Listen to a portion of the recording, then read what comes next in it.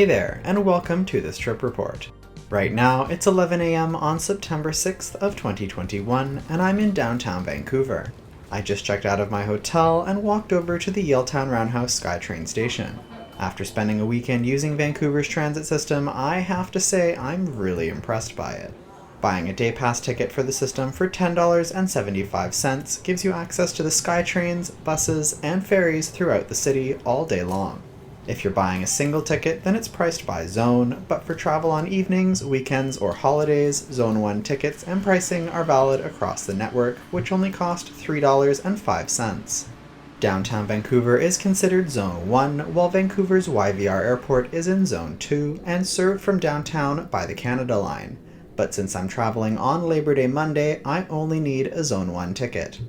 Standing on the platform now, the next train to the airport arrives in 1 minute, with only a 6-minute wait for the train after that. From my experience over the past couple days, the SkyTrain system is super efficient, and whenever I've been catching a train, I haven't waited more than a few minutes. On my way to the airport now, let's talk a bit about today's journey. Today, I'm headed cross-country with Air Canada to Toronto on one of their Boeing 777-300ERs in economy class.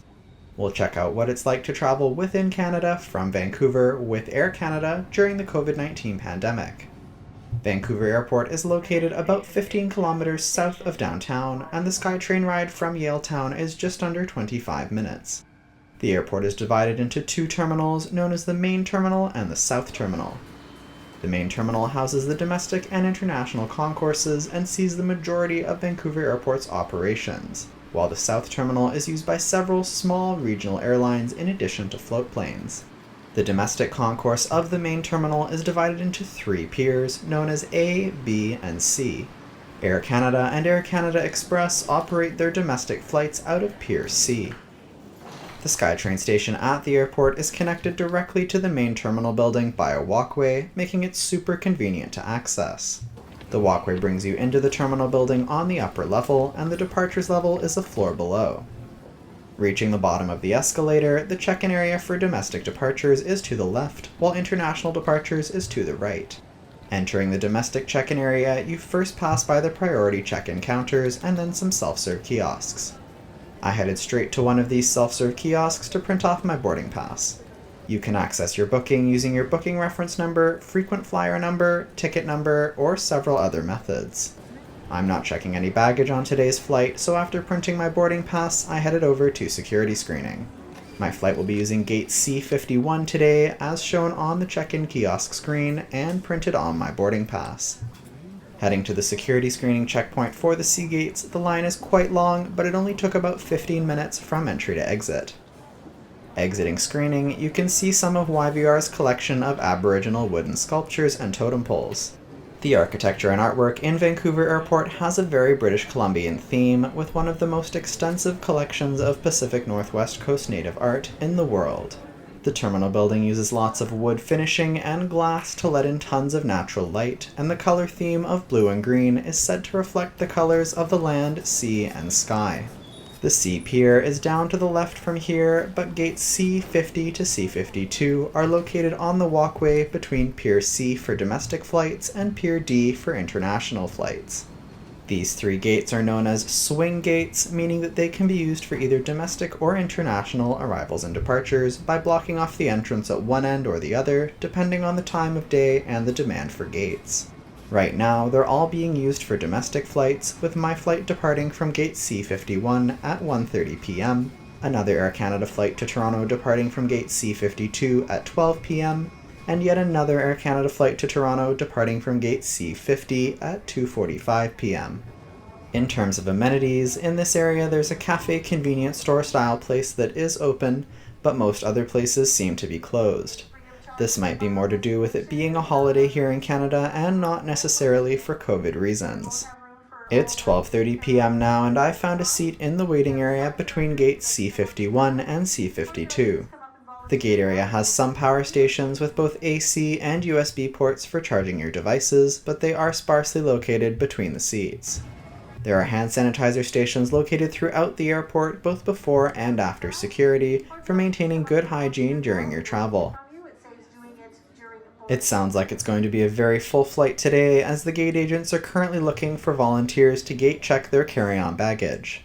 Taking a look at the aircraft taking me to Toronto this afternoon, we'll be on board this 14-year-old Boeing 777-300ER that was delivered to Air Canada in July of 2007 and has flown with the airline continuously since, except for a brief storage from July 2020 to September 2021 during the height of the COVID-19 pandemic.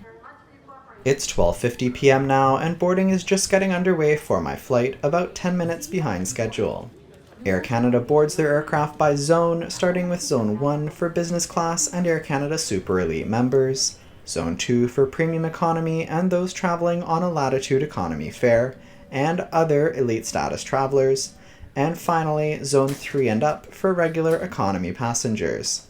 I'll be boarding with Zone 3 for today's flight. Heading down the jet bridge, we're boarding the aircraft through 2 doors today. One for business class and the other for economy and premium economy.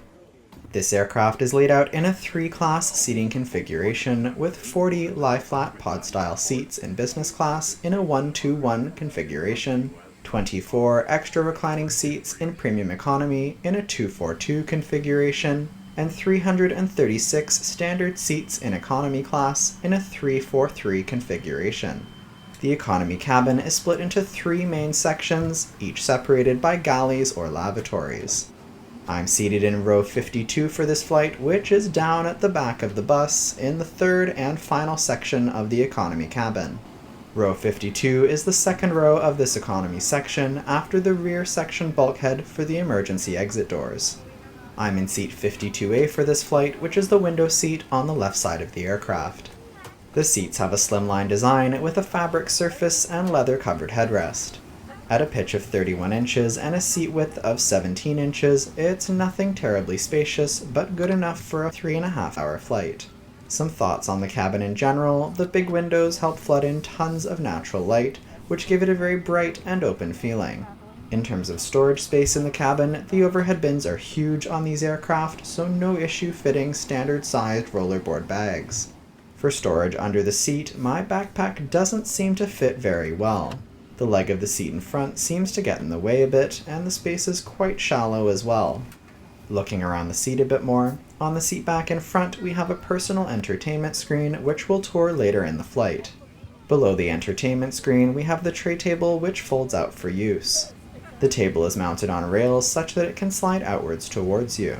Below the tray table, we have a pocket for holding the provided reading materials and any other items you wish to store here. The provided items include the safety information card for the Boeing 777-300ER, along with a couple air sickness bags.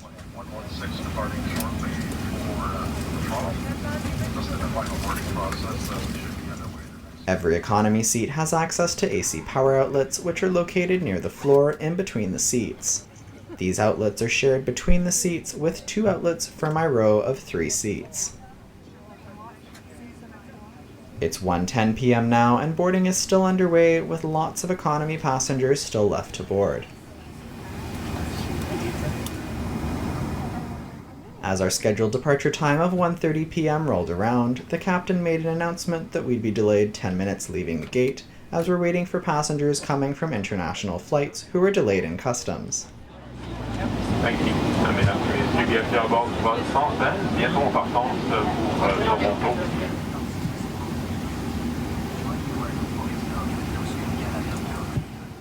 1:40 p.m. now, and we're still sitting at the gate, but boarding is complete and the safety demonstration is now underway.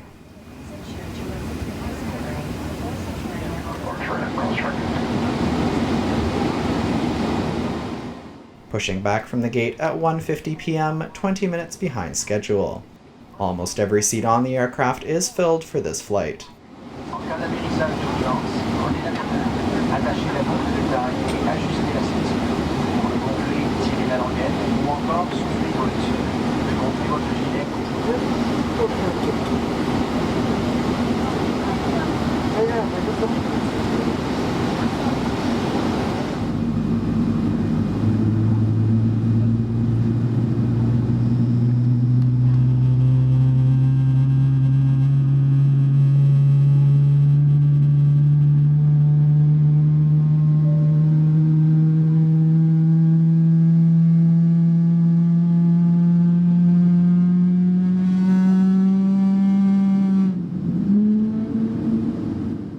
With the engines up and running, we're now taxiing to runway 8 right for departure.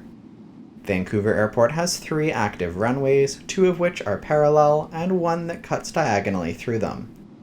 Runway 8 right is the southern parallel runway, and this departure will send us out to the east side of the airport, directly on track for our trip to Toronto.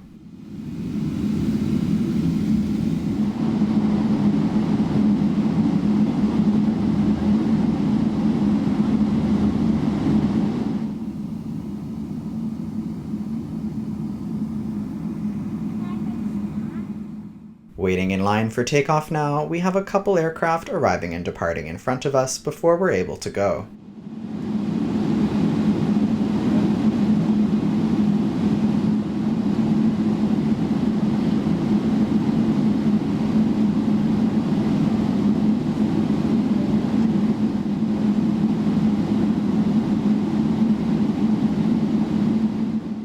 Lining up on the runway at 2:08 p.m., it's finally our turn.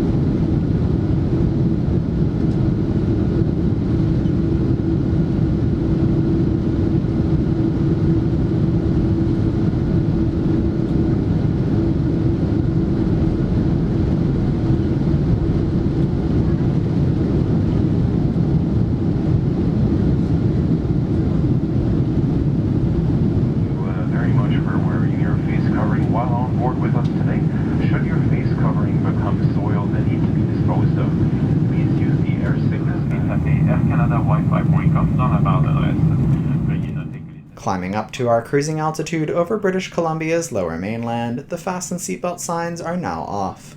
Our expected flight time to Toronto this afternoon is quite short at only 3.5 hours.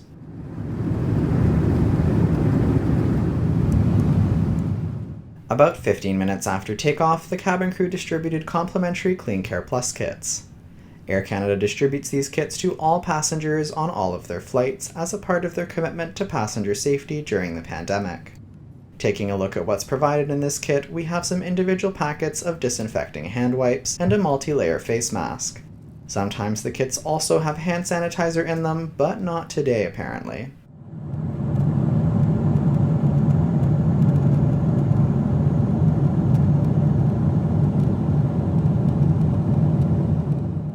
Now, let's take a closer look at the in-flight entertainment system. The seatback screen is a decent size at 8.9 inches, and the graphics quality is really good.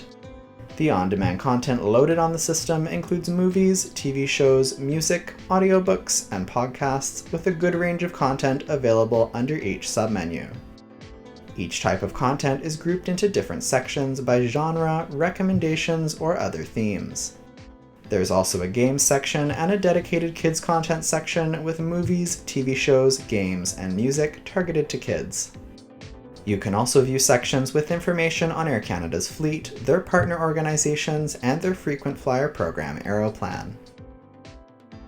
The in-flight service menu for today's flight is also accessible on the system, including the complimentary beverages available and the 4 purchased food items from the Air Canada Bistro menu.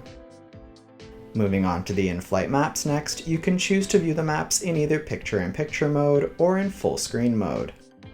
The graphics detail of the maps is really good, and there are tons of different viewing options and flight information available.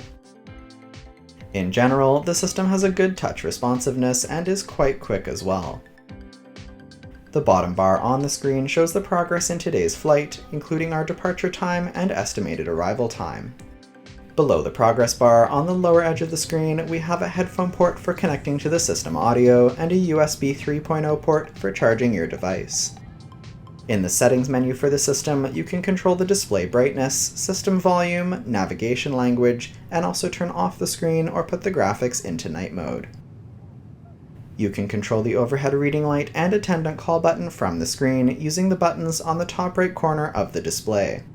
The reading light is located on the overhead panel, along with personal adjustable air conditioning vents.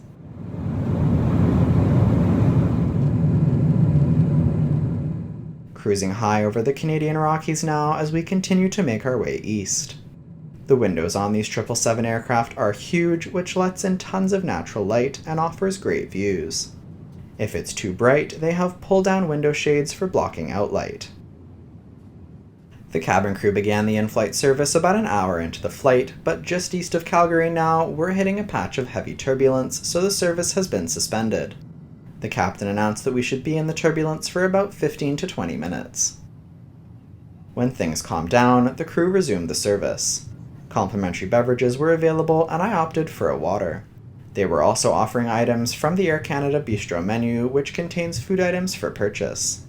No complimentary snack was offered on this flight, which I found strange, especially for a cross-country journey.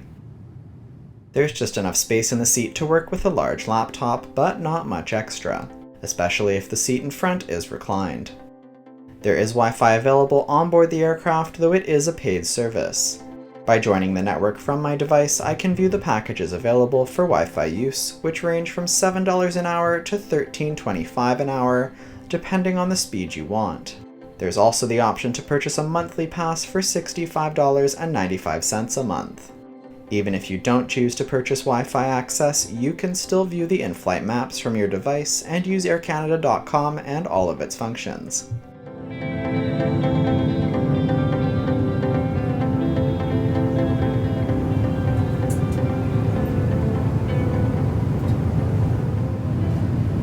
Even though my seat row is only second back from the galley, there isn't too much noise, especially considering this flight doesn't have a full meal service. Cruising over Lake Superior now, as we're about an hour away from arrival in Toronto. Speaking a bit about the COVID-related requirements for taking a domestic flight between British Columbia and Ontario during the pandemic, at the time of filming there were no requirements for testing, vaccination, or quarantine. However, as of October 30th, 2021, all travelers on federally mandated transportation in Canada, including interprovincial rail and all air travel, are required to be fully vaccinated against COVID-19. The sun is quickly going down as we continue east, and as darkness hits, we're just beginning our descent for Pearson Airport's runway 24 right. This runway is on the south side of the airport, so our approach from the northwest will bring us over to the east side of the airport before making a long right turn to line us up with the runway. There was another beverage service and offering of items for purchase from the Air Canada Bistro menu about an hour before landing. In preparation for landing, please ensure that your bags are safely stowed under the seat in front of you, that your seat backs and tray tables are upright, and that your seat belts are fastened to large electronic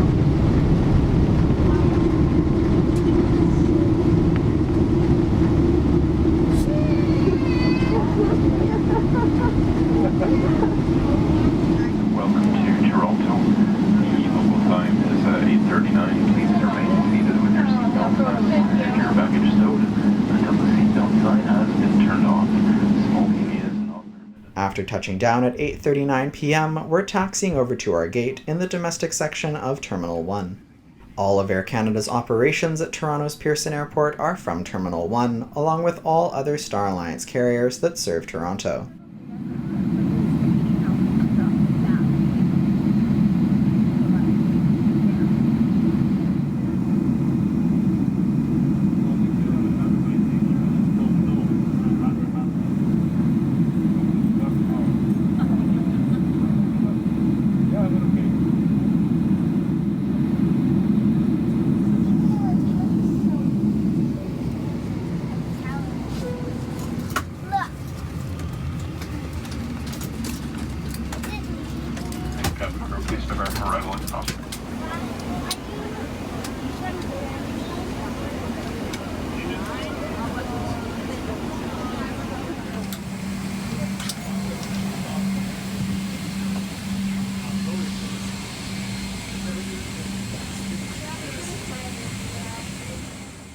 Stepping off the aircraft at 9 p.m., my next stop is the parking garage to pick up my car and head home. Since I didn't check a bag on this flight, I don't need to head down to baggage claim and can bypass it on the overhead walkway.